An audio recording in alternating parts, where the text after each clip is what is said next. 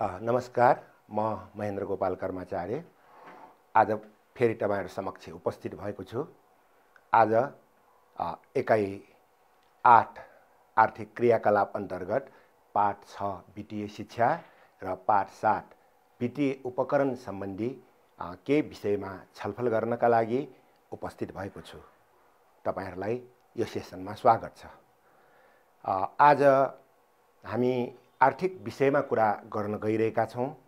वास्तवमा सफल जीवनयापनका लागि आर्थिक, सामाजिक, शारीरिक, नैतिक लगायतका विषयहरुमा लगायतका क्षेत्रमा हामी सफल हुनु जरुरी छ।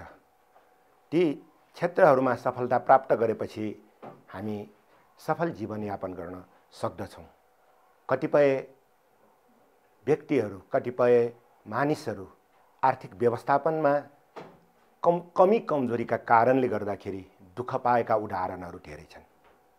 विशेष गरेर श्रमिक वर्गका व्यक्तिहरु आफूले दिनभरि कमाएको आम्दानीलाई त्यही दिन खर्च गर्ने प्रवृत्तिले मितव्ययिता नअपनाउँदा अथवा अनावश्यक कार्यमा खर्च गर्दा बचतको अभावमा जीवनको कुनै पनि समयमा समस्या भोग्न बाध्य हुन पुगेका घटनाहरू हामीले देखेका छौं। यो आर्थिक मामिलामा होशियार नभएका प्रत्येक मानिसले भोग्ने समस्याको रूपमा हामीले यसलाई लिनुपर्दछ।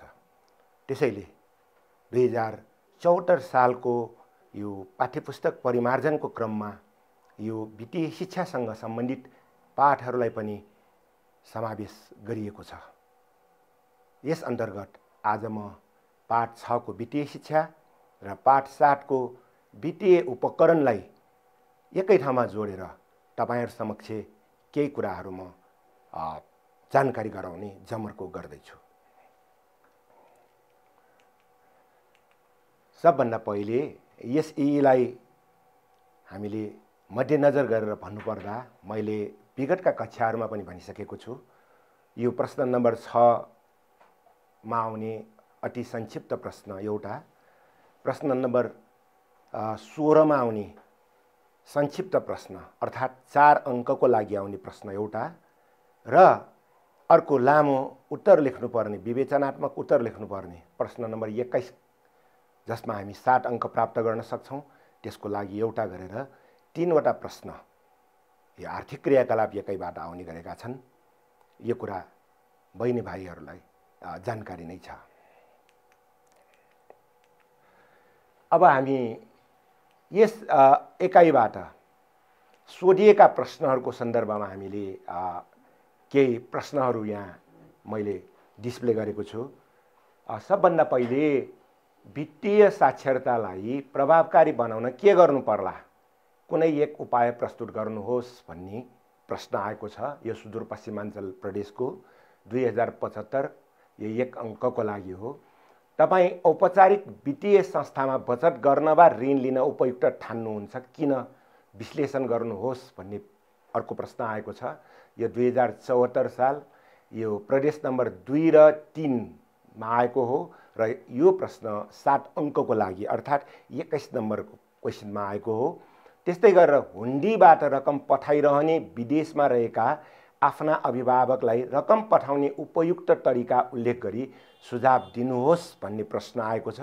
यो 2075 को प्रश्नपत्र हो, प्रदेश नम्बर 2 को यो 4 अंकको लागि हो।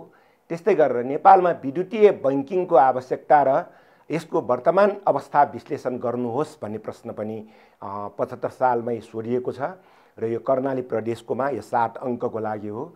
त्यस्तै गरेर वित्तीय साक्षरतालाई कसरी प्रभावकारी बनाउनु पर्ला, कुनै एक उपाय लेख्नुहोस् भन्ने प्रश्न यो 75 कै सुदूरपश्चिमाञ्चल विकास प्रदेशको 1 अंकको लागि। विप्रेषण रकमको सही सदुपयोग गर्ने कुनै एक उपाय लेख्नुहोस् भन्ने आछ 2075 यो प्रदेश नम्बर 1 को लागि 1 अंकको लागि।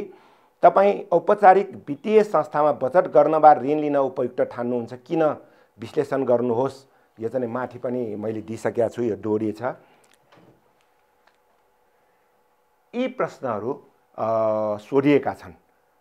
यो 2074 मात्र सम्मिलित पाठ भएको हुनाले प्रश्नपत्रको सङ्ख्या अलिक कम थोरै छन् र नयाँ पाठ भएको हुनाले सोधिने सम्भावना प्रबल छन्। यो कुरालाई पनि तपाईहरुले ध्यान राख्नु हुनको लागि म आग्रह गर्न चाहन्छु। अब हामी जाउँ पाठभित्र। वित्तीय शिक्षा भनेको के हो? यो सन्दर्भमा हामीले कुरा गर्नुपर्दा वित्त भनेको धनमाल वा जायज जेठा हो। हामीसँग भएका धनमाल र जायज जेठाहरूलाई हामी वित्त भन्छौँ र आर्थिक पक्षसँग सम्बन्धित कारोबारलाई हामी वित्तीय कारोबार भन्छौँ। प्रत्येक व्यक्तिसँग भएको आर्थिक स्रोत साधनको प्रभावकारी परिचालन र मितव्ययी उपयोग गर्दै वित्तको उचित व्यवस्थापन गर्ने ज्ञान वित्तीय शिक्षा हो। वित्तीय शिक्षा भनेको के हो भने प्रश्नको उत्तरमा हामीले प्रत्येक व्यक्तिसँग भएको आर्थिक स्रोत साधनको प्रभावकारी परिचालन र मितव्ययी उपयोग गर्दै वित्तको उचित व्यवस्थापन गर्ने ज्ञान सिप पनि जोडौँ यसलाई। यसमा ज्ञान सिप वित्तीय शिक्षा हो भन्ने कुरा हामीले बुझ्नु जरुरी छ। त्यस्तै गरेर वित्तीय शिक्षाले पैसाको महत्त्व बुझ्न, त्यसको सही सदुपयोगबाट आर्थिक र सामाजिक सुरक्षा प्रदान गर्न तथा घरायसी आय व्ययलाई व्यवस्थित परिचालन गर्न सहयोग गर्छ भन्ने कुरालाई हामीले बुझ्नुपर्छ। वित्तीय शिक्षा किन आवश्यक छ भन्ने प्रश्न यदि आउने हो भने त्यसको उत्तरमा हामीले यसलाई चाहिँ लेख्नु उपयुक्त हुन्छ। त्यस्तै गरेर परिवारको आम्दानीको केही अंश बचत गर्ने, प्राप्त रकमलाई उत्पादनमूलक काममा समुचित प्रयोग गर्ने जस्ता जानकारी वित्तीय शिक्षाले प्रदान गर्दछ। वित्तीय शिक्षाबाट प्राप्त हुने लाभलाई हामीले यसरी उल्लेख गर्न सक्छौँ।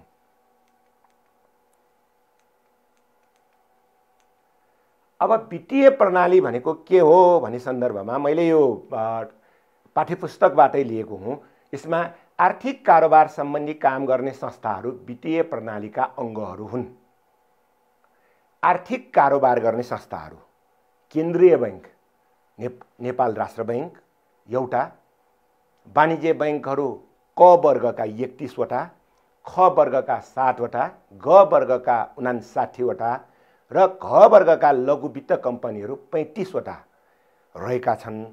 यसो भनेको स्वीकृति प्राप्त गरेर वित्तीय कारोबार गर्ने संस्थाहरूको सङ्ख्या 2074 सम्ममा यति सङ्ख्या रहेको देखिन्छ। बैंकिङ कारोबार गर्ने सहकारी संस्था र लघु वित्त कारोबार गर्ने संस्थाहरू पनि गैर सरकारी संस्थाहरू एक हिसाबले वित्तीय प्रणालीकै अङ्ग हुन्। यो चाहिँ लघु वित्त कारोबार गर्ने र सहकारीको कारोबार गर्ने संस्थाहरू गैर सरकारी संस्थाहरू हुन्। जनताको तर्फबाट ती संस्थाहरू सञ्चालित हुन्छन्, ती पनि वित्तीय प्रणालीकै अङ्ग हुन् भन्ने कुरा पनि हामीले बुझ्नु पर्दछ। त्यस्तै गरेर आर्थिक कारोबार गर्ने संस्थाहरूलाई वित्तीय संस्था भनिन्छ। प्रश्न नम्बर 6 1 अङ्कको लागि वित्तीय संस्था भन्नाले के बुझिन्छ भन्ने आयो भने आर्थिक कारोबार गर्ने संस्थाहरूलाई वित्तीय संस्था भनिन्छ भनेर तपाईँ उत्तर लेख्न सक्नुहुन्छ। त्यस्तै गरेर अब वित्तीय संस्थाले गर्ने कार्यहरूलाई हामीले सूचीबद्ध गर्दाखेरि यसले गर्ने कामहरू यस प्रकार छन्। निक्षेपका रूपमा बचत सङ्कलन गर्ने, आफ्ना ग्राहकहरूले जम्मा गर्न ल्याएको पैसालाई डिपोजिट गर्ने एउटा, कर्जा ऋण लोन जसलाई हामी अङ्ग्रेजीमा लोन भन्छौँ, लोन प्रदान गर्ने, आवश्यक क्रियाकलापका लागि लोन प्रदान गर्ने, ऋण प्रदान गर्ने। यो पछि कुन कुन क्षेत्रमा ऋण प्रदान हुन्छ भन्ने कुरा हामी पछि कुरा गर्नेछौँ। त्यस्तै गरेर विप्रेषण रेमिटेन्स सम्बन्धी काम गर्ने, एक ठाउँबाट अर्को ठाउँमा रकम पठाउने कार्य पनि वित्तीय संस्थाहरूले गर्दछ।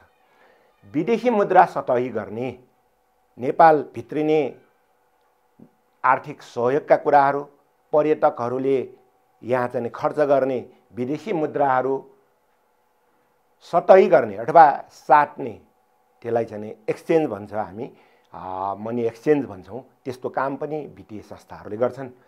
सरकारी ऋण पत्रहरूको कारोबार गर्ने, तपाईहरूले सुन्नुभएको छ यो ढिटो पत्रका कुराहरू, सेयरका कुराहरू, अनेक नाममा त्यसरी चाहिँ यो जुन ढिटो पत्रहरू कारोबार हुन्छ, त्यसको काम पनि बैंकहरूले गर्ने गर्छन्। त्यस्तै गरेर सुन चाँदी ढिटो लिएर कर्जा दिने काम पनि बैंकले गर्छ। त्यस्तै गरेर कतिपय अवस्थामा विदेश जाने बेलामा र अरू सन्दर्भमा यो रकमको लागि ग्यारेन्टी बस्नुपर्ने, बैंक ग्यारेन्टी बस्नुपर्ने हुन्छ। त्यस्तोमा पनि बैंक ग्यारेन्टी दिने काम पनि वित्तीय संस्थाहरूले गरेको देखिन्छ। अब बैंक भनेपछि अर्थात् वित्तीय संस्था भनेपछि एउटा औपचारिक संस्था। औपचारिक संस्थाका क्रियाकलापमा हामी प्रवेश गर्नको लागि औपचारिक हिसाबबाट काम गर्नुपर्छ। औपचारिक अभिलेखहरू हामीले चाहिँ बुझाउनुपर्छ। बैंकले खोजेका हाम्रा प्रमाणका पत्रहरू, त्यसका प्रतिलिपिहरू हामीले बैंकमा बुझाउनुपर्छ। त्यसैले यो बैंकिङ प्रक्रियामा हामी प्रवेश गर्नको लागि के कुराहरू गर्नुपर्छ त भन्ने कुराको जानकारी दिन चाहन्छु। सर्वप्रथम बैंकिङ प्रक्रियामा प्रवेश गर्न चाहने व्यक्ति वा सङ्घ संस्थाले बैंक खाता खोल्नुपर्छ। बैंक खाता खोल्नु भनेको बैंकको प्रक्रियामा छिर्नु हो। त्यसपछि बैंक खाता व्यक्ति र संस्थाको नाममा त्यस वित्तीय संस्थामा रहेको विवरण हो। हामी जुन बैंकको खातावाला बन्यौँ, ग्राहक बन्यौँ, हामीले भरेका अभिलेखहरू त्यो बैंकलाई हामीले उपलब्ध गराएको विवरण हो। यसको लागि के गर्नुपर्छ त भन्दा बैंकबाट खातावालाले भौचर भनेको रकम जम्मा गर्ने कागज, चेक, बैंकबाट रकम झिक्न प्रयोग गरिने कागज, बैंक स्टेटमेन्ट, कारोबारको विवरण हामी प्राप्त गर्न सक्छौँ। हामी त्यहाँको खातावाला भइसकेपछि हामी यी कुराहरू हामी प्राप्त गर्न सक्छौँ। अहिलेको जमाना इन्टरनेटको जमाना, इन्टरनेटको कारणले गर्दाखेरि संसारलाई अझै साँघुरो बनाएको छ। बैंकका क्रियाकलापहरू पनि इन्टरनेटबाट सेवा दिने काममा प्रवेश गरेका छन् र यसलाई हामी ई बैंकिङ भनेर हामी भन्छौँ। यस अन्तर्गत हामीले ATM card, SMS banking, online banking जस्ता सुविधा समेत प्राप्त गर्न सक्छौँ। यसले गर्दा हामी थोरै समयमा बैंकिङ सेवा र सुविधा हामी प्राप्त गर्न सफल भएका छौँ, सक्षम भएका छौँ, जसले गर्दाखेरि हाम्रो समयको बचत हुन गएको छ। अब मैले तपाईहरुलाई केही कुराहरू दिएँ, देखाउन खोजेँ। यो एउटा चाहिँ नेपाल बैंकको चेक हो। यो चेक हामी पैसा निकाल्नको लागि, पैसा झिक्नको लागि प्रयोग गर्छौँ। यहाँ अर्को सनराइज बैंकको चेकको पनि एउटा कपी छ। अब यो चाहिँ भौचरको कपी हो। यो भौचरको कपी हो। यो चाहिँ पैसा निकाल्नको लागि हामी प्रयोग गर्छौँ भने यी भौचरहरूलाई हामी पैसा जम्मा गर्न, हाम्रो आफ्नो खातामा पैसा जम्मा गर्नको लागि प्रयोग गर्छौँ। अब बैंकिङ प्रक्रियाकै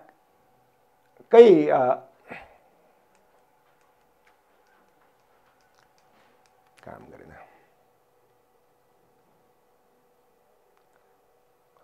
अर्को मैले यहाँ यो बैंक स्टेटमेन्टको कुराहरू हामी हेर्न सक्छौँ। बैंक स्टेटमेन्ट भनेको हाम्रो कति रकम त्यहाँ जम्मा भएको छ, कति रकम हामीले झिकेका रहेछौँ कुन कुन मितिमा, र त्यस बापत ब्याज कति प्राप्त भएको छ, अहिलेको मौजुदा बैंकको हाम्रो चाहिँ मौजदात के हो भन्ने कुरा देखाउनको लागि प्रयोग गरिनेलाई हामी बैंक स्टेटमेन्ट भन्छौँ। यो बैंक स्टेटमेन्टको एउटा चाहिँ नमुना हो। यो चाहिँ हामी बैंकबाट प्राप्त गर्न सक्छौँ भने यो हामीले एटीएम कार्ड प्रयोग गरेर रकम निकाल्दाखेरि, रकम झिक्दाखेरि हामी एटीएम मेसिनबाटै यस्तो यो प्रिन्ट भएर तत्काल चाहिँ निस्किने एउटा बैंक स्टेटमेन्ट हो। यो चाहिँ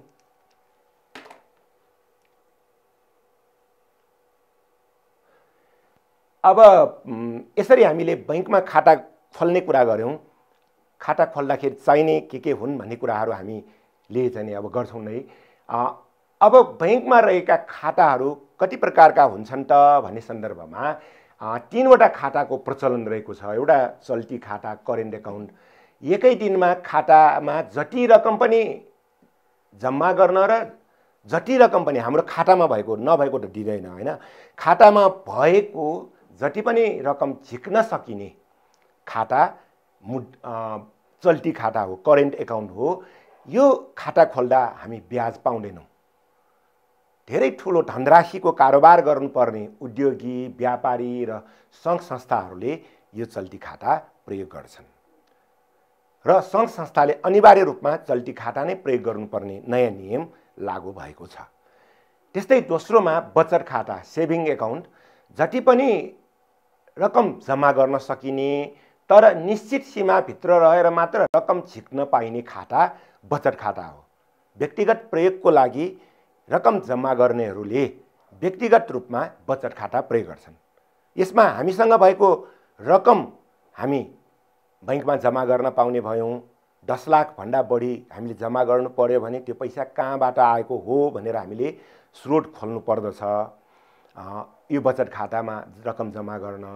तर बचत खाताबाट हामीले रकम झिक्ने बेलामा निर्धारित रकम मात्र हामी लिन सक्छौँ।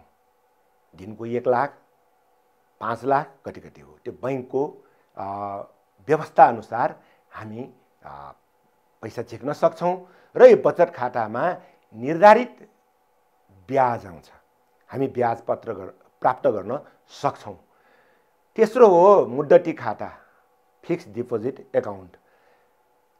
अहिले केही रकम जम्मा भएको छ, त्यो रकम अब हाम्रो लागि 1 वर्षसम्म परिचालन गर्ने हाम्रो योजना छैन भने त्यस्तो रकमलाई हामी निर्धारित समयसम्मको लागि बैंकमा जम्मा गर्नको लागि खोल्ने खातालाई हामी मुद्दती खाता, फिक्स्ड डिपोजिट एकाउन्ट भनेर भन्छौँ। यो चाहिँ 3 महिना, 1 वर्ष, 2 वर्ष, 5 वर्ष निश्चित अवधिको लागि हामी बैंकमा खाता खोल्छौँ र यसो भनेको मतलब यो पैसा म अब 1 वर्षसम्म लिन आउँदिन भनेर हामीले जम्मा गर्ने हो। यो यस्तो खातामा अवधि समाप्त भएपछि मात्र हामी पैसा झिक्न सक्छौँ। बीचमा केही आवश्यक भयो भने निश्चित प्रक्रिया पुरा गरेर ब्याज दाबी नगर्ने गरी हामीले निकाल्न पाइने, झिक्न पाइने प्रावधानहरू पनि छन्। तर सामान्यतः निश्चित अवधिको लागि हामीले खोल्ने खाता मुद्दती खाता हो। यो खातामा रकम जम्मा गर्दा बचत खाताको तुलनामा केही बढी ब्याज प्राप्त हुने गरेको छ।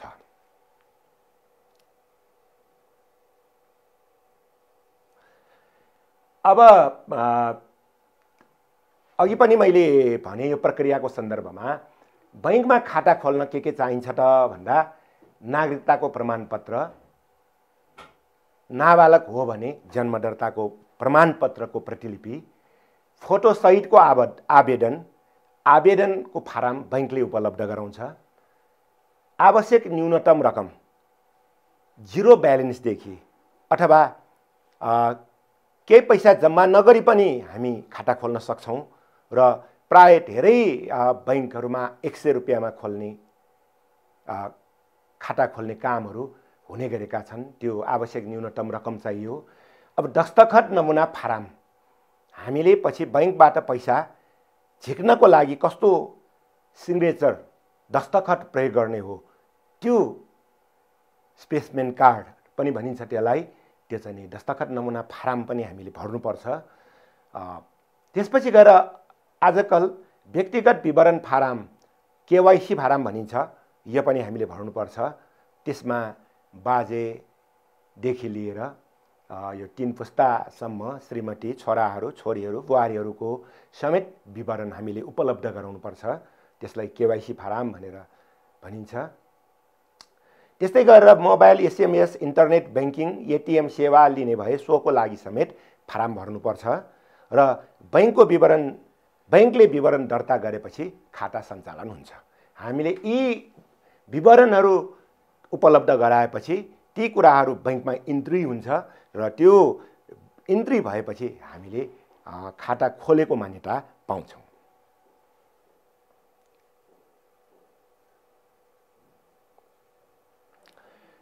अब मैले अघि पनि उल्लेख गरेँ, यो विद्युतीय बैंकिङ ई बैंकिङको सन्दर्भमा कुरा गर्नु पर्दाखेरि ई बैंकिङ भनेको के हो त भन्दा विद्युतीय मेसिनको सहायताले प्रदान गर्न सक्ने विभिन्न किसिमका बैंकिङ सेवालाई विद्युतीय बैंकिङ ई बैंकिङ भनिन्छ भन्ने कुरा हो। अब यसमा चाहिँ यो एटीएम अटोमेटेड टेलर मेसिन भन्छौँ। यो सहर बजारमा बस्ने भाइ बहिनीहरूको लागि यो अपरिचित मेसिन चाहिँ होइन, जसमा हामी आफूलाई प्रदान गरिराखेको एटीएम कार्डलाई हामी मेसिनमा प्रवेश गराएपछि त्यहाँ निश्चित कोड नम्बर माग गरिन्छ। त्यो कोड नम्बर हामीले चाहिँ इन्ट्री गरेपछि कति पैसा निकाल्ने भन्ने कुरा स्क्रिनमा डिस्प्ले हुन्छ। त्यो डिस्प्ले भए अनुसार हामीले रकममा थिचेपछि स्विच अन गरेपछि त्यो पैसा एटीएम मेसिनले हामीलाई एकैछिनमा उपलब्ध गराउँछ। यो ATM machine automated teller machine एटीएमको कुरा भयो। त्यस्तै क्रेडिट कार्ड भन्ने हुन्छ। एटीएमलाई डेबिट कार्ड पनि भनिन्छ। डेबिट कार्ड भनेको के हो त भन्दाखेरि हाम्रो खातामा जति रकम जम्मा भएको छ त्यो आधारमा मात्र दिने रकम उपलब्ध गराउने यो एटीएम भयो। त्यसलाई डेबिट कार्ड पनि भनियो। अर्को त्यस्तै खालको क्रेडिट कार्ड पनि हुन्छ। यो क्रेडिट कार्ड भनेको बैंकले विश्वसनीयताको आधारमा आफ्नो ग्राहकलाई दिइराख्ने अथवा चाहिँ बैंक खातामा रकम जम्मा नभए पनि अथवा जम्मा गरेको पैसा नपुगे पनि निश्चित अवधिको लागि निकाल्न मिल्ने गरी दिएको सुविधा भनेको क्रेडिट कार्ड हो, जुन हामी ठुल्ठुला सपिङ मलहरूमा र ठुला पसलहरूमा जाने बेलामा यो क्रेडिट कार्डबाट पेमेन्ट गर्न सक्छौँ। यो क्रेडिट कार्डको कुरा भयो। अब एसएमएस बैंकिङ सेवा भन्ने कुरा पनि छ। हामीले रकम जम्मा गर्ने बित्तिकै हामीले त्यहाँ दर्ता गरेको मोबाइलमा तपाईको यति रकम जम्मा भयो, त्यस्तै रकम कसैले झिकेपछि यति रकम तपाईको झिकिएको छ भनेर जानकारी दिने सेवाहरू लगायत हामी आफ्नो मोबाइलमा निश्चित एप्स डाउनलोड गरेपछि त्यसको मिनी स्टेटमेन्ट हामी मोबाइलबाटै प्राप्त गर्न सक्छौँ। यो सुविधा पनि छ। र अहिले आएर यो आइपीएस भन्छ, इन्टरब्याङ्क पेमेन्ट सिस्टम भन्ने एउटा पनि थपिन आइपुगेको छ। एउटा एडभान्स सुविधा हो यो। हामीले यो आइपीएसको नेटवर्कमा जोडिएका बैंकहरूबाट कुनै पनि बैंकबाट हामीले पैसा झिक्न पाउने, पैसा जम्मा गर्न पाउने, चेक साट्न पाइने जस्ता सुविधाहरू आइपीएस सिस्टमले हामीलाई दिएको छ। यो हाम्रो देशमा लागू हुँदै आइरहेको छ।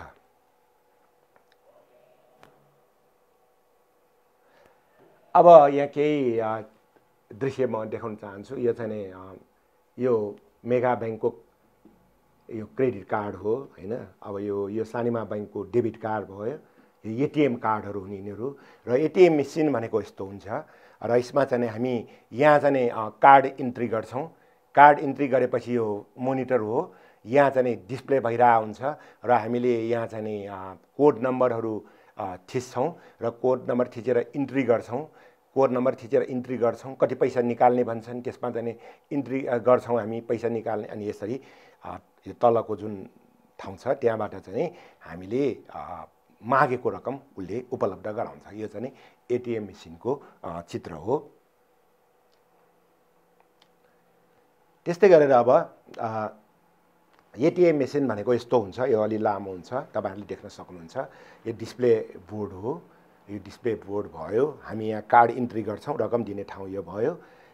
कोड कार्ड चाहिँ यहाँ राख्ने हो। कोड नम्बर चाहिँ हामी यहाँ राख्छौँ र इन्टर गर्छौँ। कति पैसा निकाल्ने, फास्ट ग्यास के भनेर आउँछ र त्यसमा हामीले थिचेपछि आउने रकमलाई हामीले चाहिँ थिचेपछि यो ठाउँबाट रकम उपलब्ध गराउँछ। र नेपालमा एटीएमको सुरुवात चाहिँ 61 साल जेठ 22 गतेदेखि एभरेस्ट बैंकले सुरु भएको हो। यो पनि एउटा प्रासङ्गिक भएर तपाईहरुलाई मैले जानकारी गराएँ। अब यो एसएमएस बैंकिङको सन्दर्भमा हामी यसरी गर्न सक्छौँ। यहाँ चाहिँ एप्स डाउनलोड गरिसकेपछि हामीले यहाँ विभिन्न भर्नुपर्ने कुराहरू कोड नम्बरहरू राखेपछि त्यसले चाहिँ त्यहाँ डिस्प्ले गरेर देखाउँछ। अब बैंकिङ कुरा हामीले गर्दाखेरि विशेष गरेर आर्थिक पक्षमा ब्याजको कुरा महत्त्वपूर्ण हुन्छ।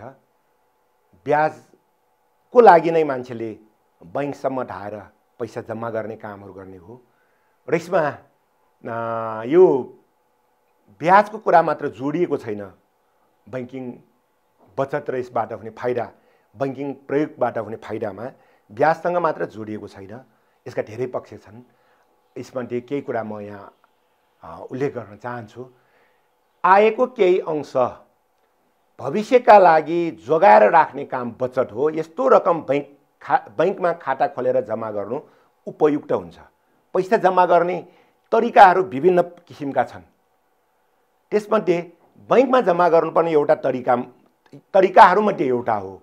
तर हामीले औपचारिक रूपमा सुरक्षित बचतको लागि बैंकमा पैसा जम्मा गर्नु उपयुक्त हुन्छ भन्ने कुरा वित्तीय शिक्षाको एउटा महत्त्वपूर्ण पाठ हो। वित्तीय संस्थामा जम्मा गर्दा ब्याज प्राप्त हुन्छ। बचत गरेको रकमले पुँजी निर्माण, सम्पत्ति खरिद, लगानी, दैनिक व्यवहारिक खर्च, सामाजिक व्यवहार सम्पादन, पुरानो कर्जा भुक्तानी आदि गर्न सहयोग पुग्दछ। हामीले जम्मा किन गर्ने त भन्दा एउटा सहज जीवनयापनको लागि गर्ने हो। सहज जीवनयापनको लागि आर्थिक पक्षको महत्त्वपूर्ण भूमिका हुन्छ। हामीलाई बचत गर्नुपर्ने कुराहरू, बचत गर्नुपर्ने आवश्यकताहरू र बचत चाहिँ हामीले नगरी नहुने अनिवार्य कारणहरूको सन्दर्भमा पहिलो त जीवनयापनकै कुरा भयो। जीवनयापनमा आयमूलक काम गर्न पुँजी निर्माण गर्नुपर्ने हुन्छ।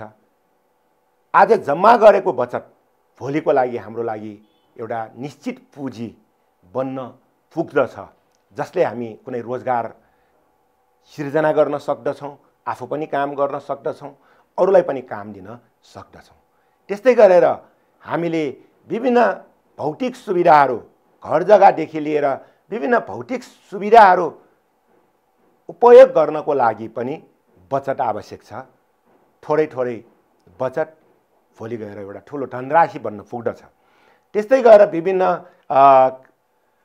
यो पेसा व्यवसायमा लगानी गर्नको लागि, दैनिक व्यवहारिक खर्च गर्नको लागि, दाल चामल नुन तेलदेखि लिएर सबै गर्नको लागि, त्यसै सामाजिक व्यवहार, विवाह व्रतबन्ध जस्ता कार्यहरू गर्नको लागि र आफूले कसैलाई तिर्नुपर्ने छ भने, कसैलाई हामीले कर्जा बुझाउनु छ भने त्यसको लागि पनि थोरै थोरै पैसा बचत गरेर हामीले कर्जा तिर्न सक्ने सक्षम बन्नको लागि, कर्जा तिर्न सक्नको लागि हामीले बचत गर्नु पर्दछ।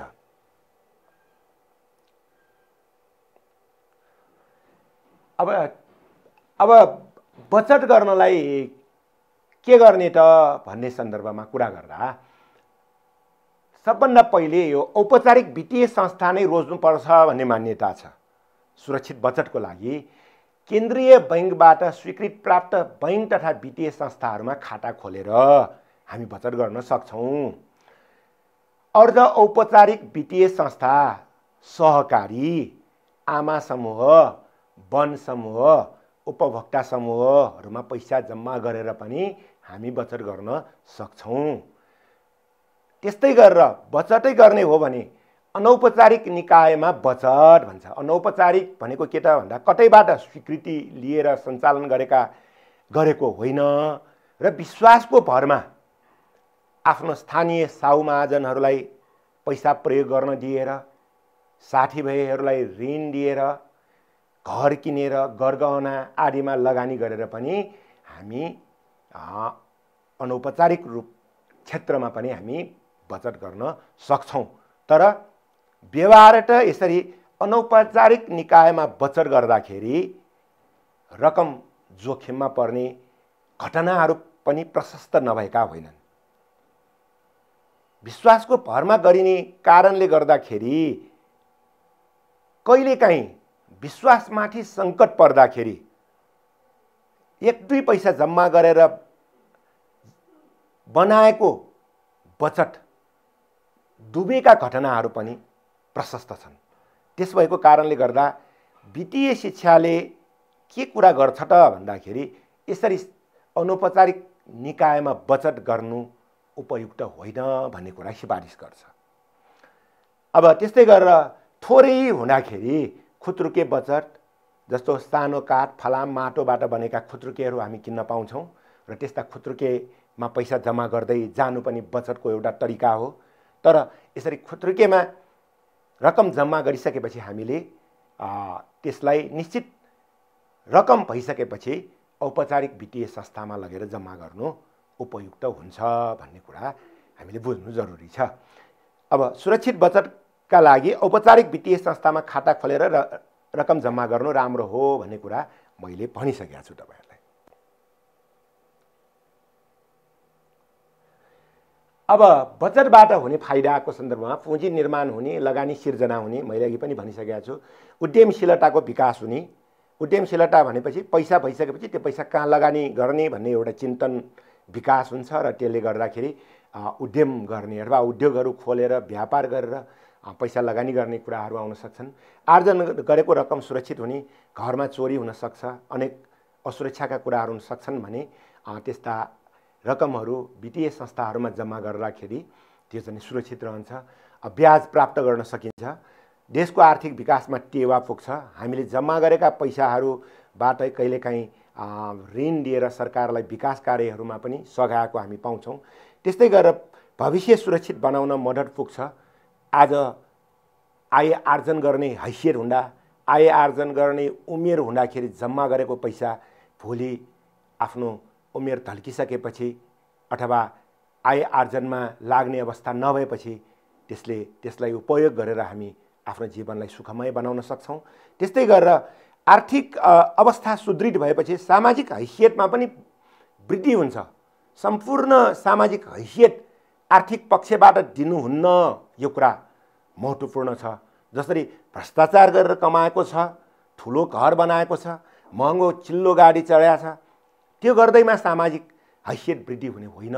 तर मेहनतको भरमा कसैले आफूलाई पुग्ने गरी स्वावलम्बन जीवन बिताउन सक्ने गरी पैसा जम्मा गरेका छ, कसैको अगाडि उसले हात फैलाउनु नपर्ने अवस्थामा ऊ छ भने उसको सामाजिक हैसियत पनि वृद्धि गर्छ।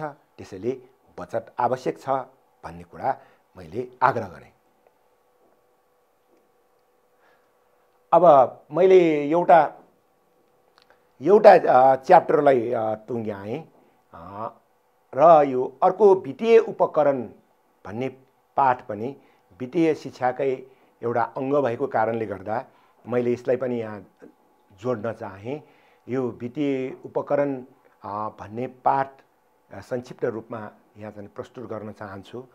म तपाईहरुलाई के अनुरोध गर्न चाहन्छु भन्दा यो भक्तपुर नगरपालिकाद्वारा सञ्चालित भर्चुअल क्लास तपाईहरुलाई सम्पूर्ण पाठको जानकारी दिनुभन्दा पनि तपाईहरुले आफ्नो कक्षामा अध्ययन गरिसक्नुभएका विषयहरूको पुनर्ताजगी गर्नको लागि सञ्चालन भएको हो।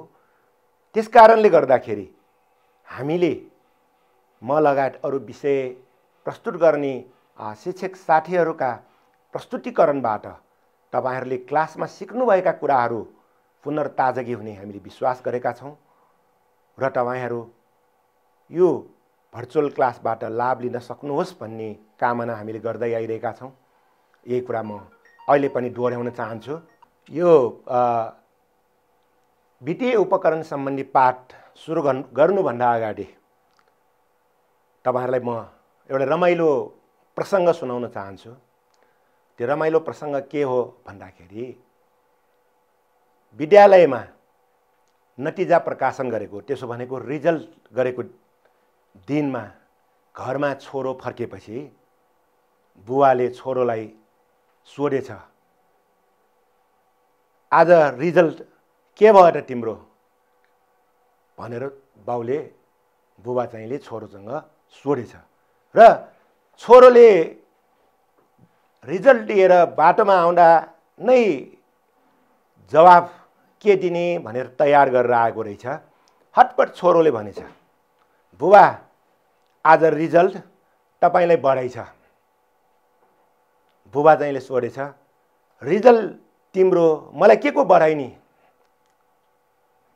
बुबाले अस्ति भन्नुभएको थियो नि, तिमी पास भयो भने तिमीलाई म 10,000 रुपियाँ नगद पुरस्कार दिन्छु, त्यो पैसाबाट तिमी जे किन्न चाहन्छौ त्यो किन्न सक्छौ भनेर बुबाले पुरस्कार घोषणा गर्नुभएको थियो नि। हो, मैले गरेको थिएँ, त्यो पुरस्कार दिन म अहिले पनि तयार छु। छोरो चाहिँले हटपट भन्यो, बुबा तपाईले बधाई यस अर्थमा कि तपाईले त्यो 10,000 नगद पुरस्कार दिनु परेन। मैले रमाइलोको लागि तपाईलाई यो भने र आग्रह के गरेँ भन्दाखेरि कतै तपाई A+ अथवा माथिको GPA ल्याएर पास गर्नुभयो भने कलेज जानको लागि तपाईको बुबाले, आमाले, परिवारले तपाईलाई मोटरसाइकल किनिदिने अफर गर्नु भएको छ अथवा ल्यापटप किनेर दिने अफर गर्नु भएको छ भने तपाईहरुले पनि त्यो भक्करको केटोले जस्तै बुबा, आमा, परिवारलाई बधाई दिन नपरोस्, यो शुभकामना दिँदै म यो वित्तीय उपकरण भन्ने पाठलाई अगाडि बढाउन चाहन्छु।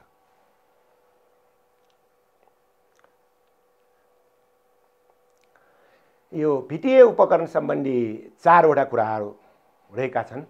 एउटा सफा नोट, अर्को कर्जा/ऋण लोनको कुरा हामीले गर्यौं, त्यस्तै गरेर विप्रेषणको कुरा गर्यौं र ढिटो पत्र। यो 4 वटा कुराहरू यो पाठ 7 मा उल्लेख भएका छन्। यस सम्बन्धी संक्षिप्त जानकारी दिने प्रयास गर्छु।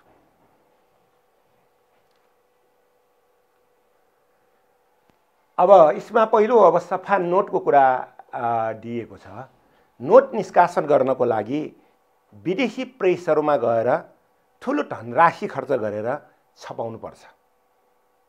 ग्यारेन्टी भएका बैंकहरूमा जानुपर्ने कारणले गर्दा छपाईमा देशको लगानी अलि बढ्छ।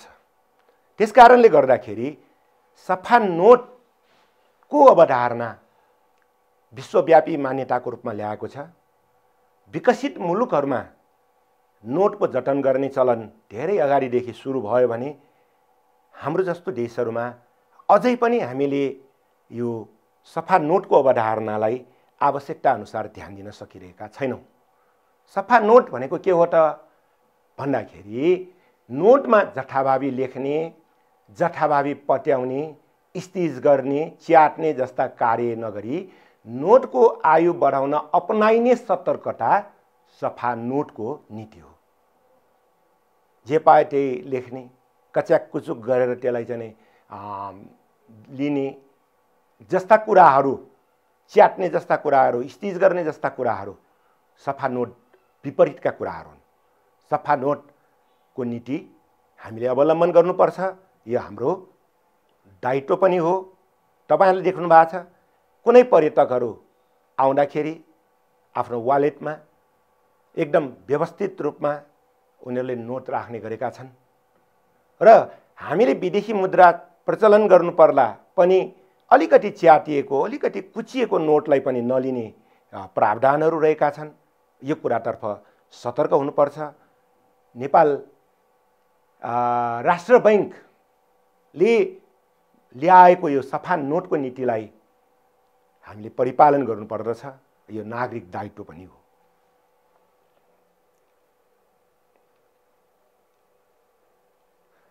त्यस्तै गरेर वित्तीय उपकरणकै सन्दर्भमा अर्को बुँडा छ।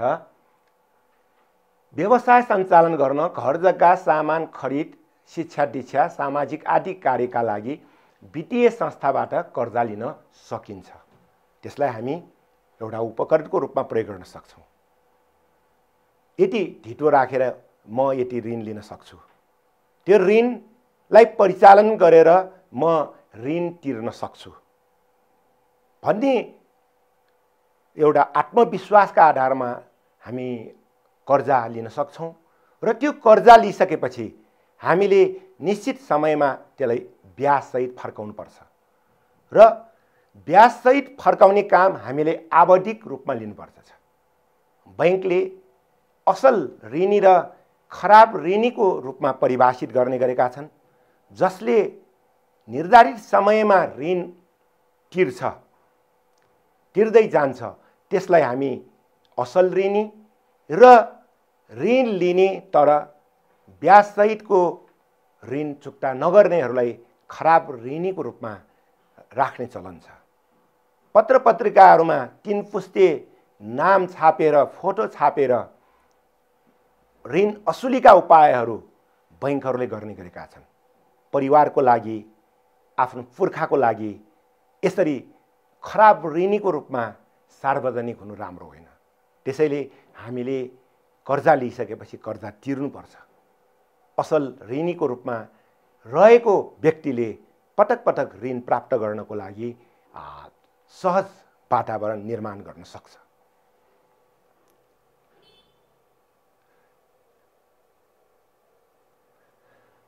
अब तेस्रो छ यो विप्रेसन रेमिटेन्स। एक ठाउँबाट अर्को ठाउँमा पैसा पठाउने कार्य रेमिटेन्स हो। यस सम्बन्धमा हामीले गत कक्षाहरूमा पनि छलफल गरिसकेका छौँ। बैंक वित्तीय संस्था वा अनुमति प्राप्त मनी ट्रान्सफर एजेन्सीहरूबाट रकम स्थानान्तरण गर्न सकिन्छ। एउटा बैंकबाट अर्को बैंकमा, एउटा देशबाट अर्को देशमा पैसा पठाउने कामहरू यो विप्रेसन अन्तर्गतै पर्दछन्। विदेशमा कमाएको पैसा औपचारिक दर्ता नभएका व्यक्ति वा संस्थाबाट स्थानान्तरण गर्ने कार्यलाई हुन्डी भनिन्छ। यसलाई कानुनत गलत मानिन्छ। एक नम्बर आउने क्वेसनको रूपमा यो हुन्डी भनेको के हो भनेर सोधिएको पनि छ। त्यसैले विदेशबाट पठाउने बेलामा विभिन्न व्यक्ति मार्फत अनौपचारिक रूपमा अथवा चाहिँ कतै दर्ता नभएका व्यक्तिहरू संस्थाहरूबाट पठाउने चलन छ, त्यसलाई हुन्डी भनिन्छ। यो हुन्डी कानुनत गलत हो र यसरी पठाउने रकम चाहिँ जोखिममा पर्छ भन्ने बुझाइ अध्ययनबाट देखाएको छ। त्यस्तै गरेर कुल ग्राहस्थ उत्पादनको 23% योगदान विप्रेसनको रहेको छ। यो 73 सालको डाटा हो, अहिले बढ्या छ। विदेशबाट पठाएको विप्रेसनको ठुलो धनराशि अनुत्पादक कार्यमा खर्च भइरहेको छ। विप्रेसनबाट पठाएका पैसाहरू अनुत्पादक कार्यहरू, जुन पैसा लगानी गरेर त्यसको प्रतिफल प्राप्त हुँदैन, मजमजाका विलासिताका वस्तुहरूमा प्रयोग भइरहेका छन्। यो एउटा सोचनीय विषय भएको छ।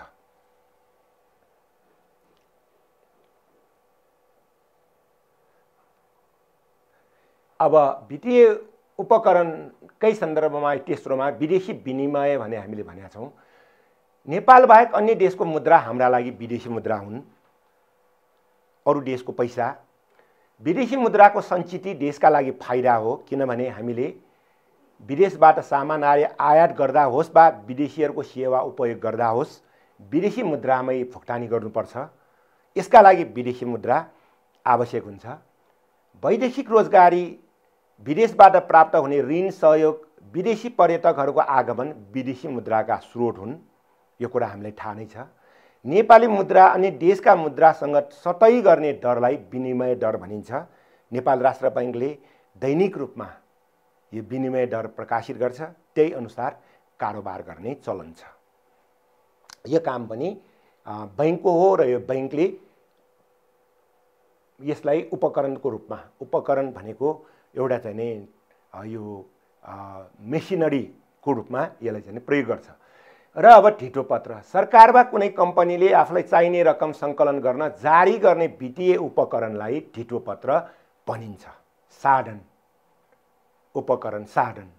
पैसा आवश्यक छ, सरकारसँग पैसा भएन, यति भनेर चाहिँ उसले ढिटो पत्र प्रकाशित गर्छ। त्यो किन्छ, किनेपछि सरकारले त्यसको निश्चित ब्याजसहित पछि फिर्ता गर्छ।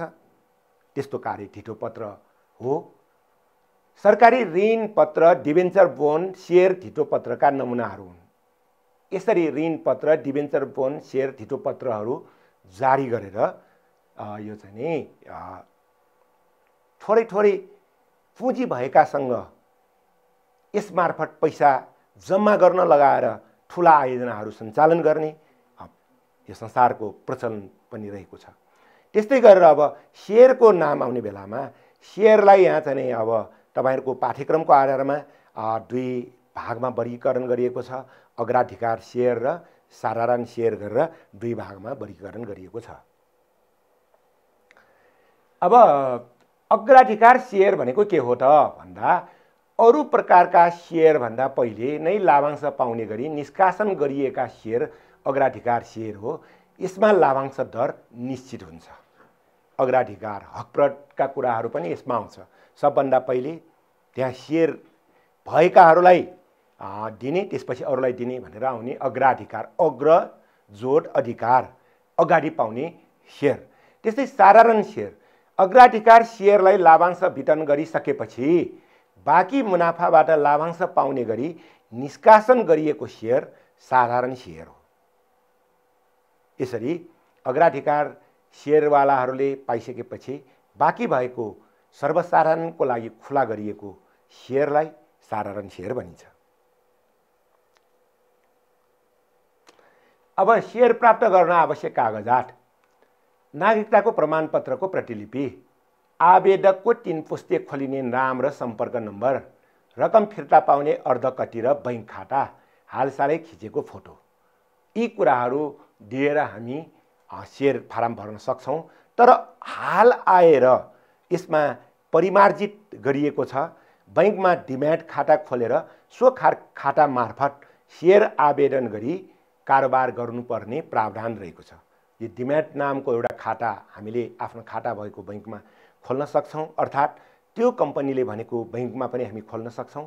त्यहाँ भइसकेपछि हामी सेयर भरेर फारम, सेयरको फारम भरेर त्यही बैंकमा बुझाउँछौं पर्यो, अनि त्यो पैसा चाहिँ नै होल्डमा रहन्छ हाम्रो खाताको, र परेपछि त्यो पैसा निकालेर सेयर निष्कासन गर्ने कम्पनीमा पठाउँछ र हामीलाई जानकारी दिन्छ। यसरी यो डिम्याट खाता खोलेर हामी सेयर भर्न सक्छौं। अब मैले विशेष गरेर यो वित्तीय उपकरणको विषयमा सफा नोट, कर्जावार ऋण, प्रिपरेसन रेमिटेन्स र अनि त्यसपछि धितो पत्र, 4वटा उपकरणको बारेमा तपाईहरुलाई जानकारी गराएँ। मैले आज 2टा पाठको सारांश तपाईहरु समक्ष प्रस्तुत गरेँ र यो पाठसँग सम्बन्धित, यो एकाइसँग सम्बन्धित विभिन्न प्रश्नहरू आएका छन् र यसमध्ये यो पाठसँग सम्बन्धित भएर आएका केही प्रश्नहरू म तपाईहरुलाई जानकारी गराएपछि बिदा हुने जमर्को गर्दैछु। सर्वप्रथम नेपालमा वित्तीय शिक्षा प्रभावकारी बनाउने उपायहरू उल्लेख गर्नुहोस्। यो ड्राफ्ट क्वेशनको रूपमा 74 को लागि तयार गरिएको हो। 7 अङ्कको छ। एटीएम को पूर्ण रूप लेख्नुहोस् भन्ने कुरा छ 1 नम्बरका लागि। कुनै 2वटा वित्तीय उपकरणको नाम लेख्नुहोस् भन्ने कुरा छ। 4वटा मैले भर्खर भने। बैंक खाताका प्रकार उल्लेख गर्दै सोका बारेमा वर्णन गर्नुहोस् भन्ने प्रश्न पनि सम्भावित प्रश्न नै हो। 3वटा खाता, चल्ती, बचत र मुद्दती, त्यसको बारेमा तपाईले लेख्नु पर्यो। ई बैंकिङका बारेमा उल्लेख गर्दै यसबाट बैंकिङ क्षेत्रमा कस्तो प्रभाव पारेको छ उल्लेख गर्नुहोस्। ई बैंकिङका कुराहरू एटीएम देखि लिएर हामीले आईपीएस सम्मका कुराहरू गर्यौं र त्यसबाट हामीलाई काममा सजिलो बनाएका कुराहरू मैले तपाईहरुलाई गरिसकेका छु। बचतबाट हुने लाभहरू उल्लेख गर्दै सफल जीवनयापनका लागि बचतको आवश्यकता लेख्नुहोस्। यो पुरै पाठको सारांश हामीले गर्ने हो भने यहीतिर हामी केन्द्रित हुन पुग्छौं। वित्तीय शिक्षाले देशको आर्थिक विकासमा के कस्तो भूमिका खेल्न सक्दछ, आफ्नो धारणा चाडबुडामा लेख्नुहोस् भन्ने कुरा पनि छ। यस सम्बन्धी कुराहरू पनि तपाईहरु यो मेरो प्रस्तुतिकरणमा, यो मेरो प्रेजेन्टेसनमा तपाईहरु पाउन सक्नुहुन्छ। अन्तमा तपाईहरुको पूर्ण सफलताको कामनाका साथ वर्तमान कोरोनाको जोखिम रहेको समयमा सुरक्षित रहनुहोस्, सुरक्षित बनाउने प्रयास गर्नुहोस् र तपाईको यस पूर्ण सफल होस्, तपाईले चाहेको परिणाम प्राप्त होस्। हस्, धन्यवाद, नमस्कार।